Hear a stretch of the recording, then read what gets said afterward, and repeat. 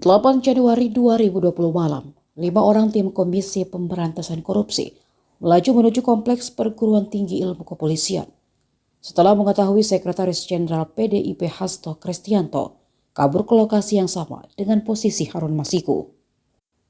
Hal ini terungkap dari isi tanggapan KPK atas permohonan pra-peradilan Hasto yang dibacakan tim Biro Hukum di Pengadilan Negeri Jakarta Selatan pada Kamis 6 Februari. Namun apa yang terjadi di lokasi berbanding terbalik. Ketika tim hendak meringkus Hasto dan Harun di PT IKA, mereka justru diamankan oleh sejumlah orang yang diduga merupakan suruhan Hasto. Ketegangan meningkat dalam hitungan detik.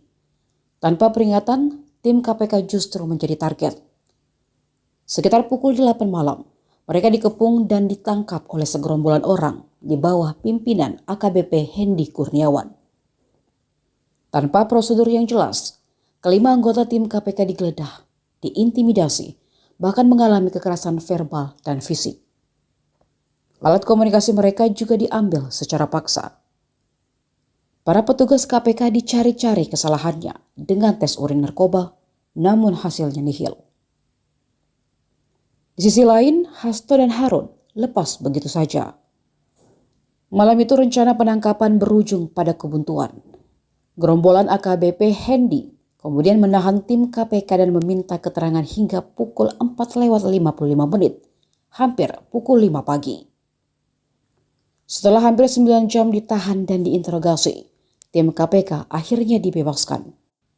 Direktur Penyidikan KPK sendiri yang datang menjemput mereka.